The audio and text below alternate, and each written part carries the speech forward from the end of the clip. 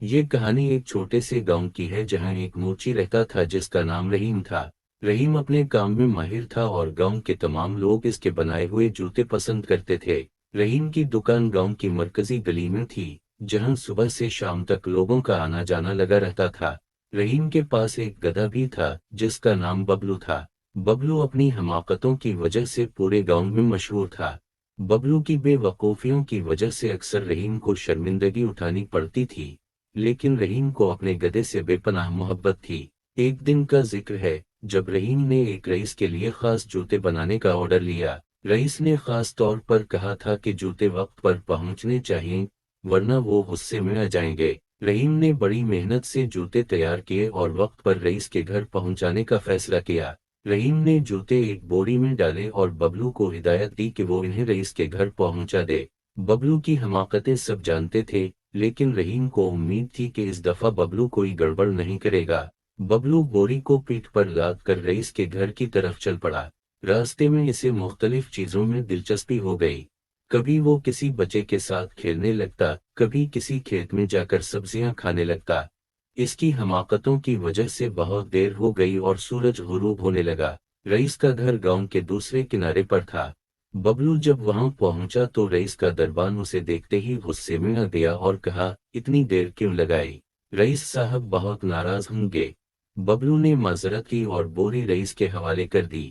رئیس نے جب بوری کھولی تو جوتے دیکھ کر خوش ہو گئے، لیکن ببلو کی دیر پر ناراض بھی ہوئے۔ رئیس نے ببلو کو سختی سے ہدایت دی کہ آئندہ وقت کا خاص خیال رکھے۔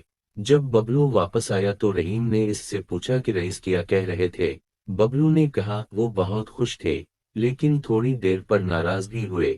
رحیم نے ببلو کو سمجھایا کہ آئندہ وقت کا خاص خیال رکھے۔ ببلو نے وعدہ کیا کہ وہ آئندہ کوئی غلطی نہیں کرے گا۔ کچھ دن بعد ایک اور آرڈر آیا جس میں رحیم کو شہر میں ایک میلے میں شرکت کرنی تھی اور اپنے جوتے بیچنے تھے۔ اس نے ببلو کو ہدایت دی کہ وہ اس بار بھی سامان وقت پر میلے میں پہنچا دے۔ ببلو نے پھر سے وعدہ کیا کہ وہ کوئی حماقت نہیں کرے گا۔ ببلو نے سامان اٹھایا اور میلے کی طرف چل پڑا۔ راستے میں اسے ایک نہر ملی جس کے پانی میں مچھلیاں تیر رہی تھیں۔ ببلو کو مچھلیاں دیکھ کر بڑی خوشی ہوئی اور وہ نہر میں اتر گیا۔ مچھلیوں کے پیچھے بھاگتے ہوئے اسے وقت کا احساس نہ رہا۔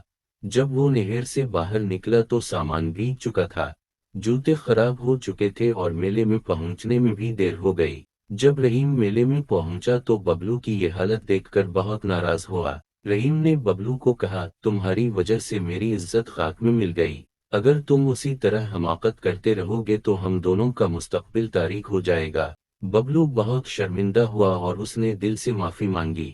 رحیم نے اسے معاف کیا اور سمجھایا کہ حماقتیں چھوڑ کر ذمہ داریوں کو سمجھنا بہت ضروری ہے۔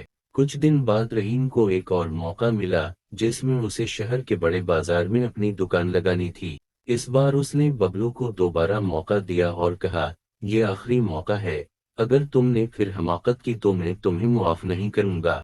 ببلو نے اس بار دل سے وعدہ کیا کہ وہ کوئی غلطی نہیں کرے گا۔ اس نے سامان اٹھایا اور بازار کی طرف چل پڑا۔ راستے میں اسے کئی چیزیں دیکھنے کو ملیں، لیکن اس نے اپنے آپ کو قابو میں رکھا اور سیدھا بازار پہنچ گیا۔ بازار میں پہنچ کر ببلو نے سامان اتارا اور رحیم کے پاس آ کر بتایا کہ اس نے کوئی حماقت نہیں کی اور وقت پر پہنچ گیا۔ رحیم نے خوش ہو کر ببلو کو شاباشی دی اور کہا، دیکھو، جب تم ذمہ داری سے کام کرتے ہو تو سب کچھ ٹھیک ہو جاتا ہے۔ اس دن رحیم کی دکان پر بہت سی چیزیں فروخت ہوئیں اور لوگوں نے اس کے جوتے بہت پسند کیے۔ رحیم نے ببلو کو انعام دیا اور کہا، تم نے آج ثابت کر دیا کہ تم صرف بے وقوف نہیں بلکہ ایک ذمہ دار گدھا بھی ہو سکتے ہو۔ ببلو نے مسکراتے ہوئے کہا، رحیم صاحب، آپ کی محبت اور رہنمائی نے مجھے سکھایا کہ ذمہ داری کیا ہوتی ہے۔ میں وعدہ کرتا ہوں کہ آئندہ کبھی حماقت نہیں کروں گا۔ یوں ببلو اور رحیم کی زندگی میں خوشحالی آ گئی۔ ببلو نے اپنی حماقتیں چھوڑ کر ذمہ داریوں کو سمجھ لیا اور رحیم نے اپنے گدھے کی تربیت کر کے اسے ایک قابل اعتماد ساتھی بنا لیا۔ گاؤں کے لوگ بھی ببلو کی تبدیلی دیکھ کر حیران رہ گئے اور اس کی تعریف کرنے لگے۔ یہ کہانی ہمیں سکھاتی ہے کہ حماقتوں کو چھوڑ کر ذمہ داریوں کو سمجھنا بہت ضروری ہے۔ اگر ہم دل سے کوشش کریں تو ہم اپنی خامیوں کو دور کر کے ایک بہتر انسان یا گدھا بن سکتے ہیں۔ رحیم اور ببلو کی یہ کہانی ہمیشہ کے لیے گاؤں کے لوگوں کے دلوں میں زندہ رہی اور ایک مثال بنی کہ محنت، محبت اور رہنمائی سے किसी भी हमाकत को दूर किया जा सकता है।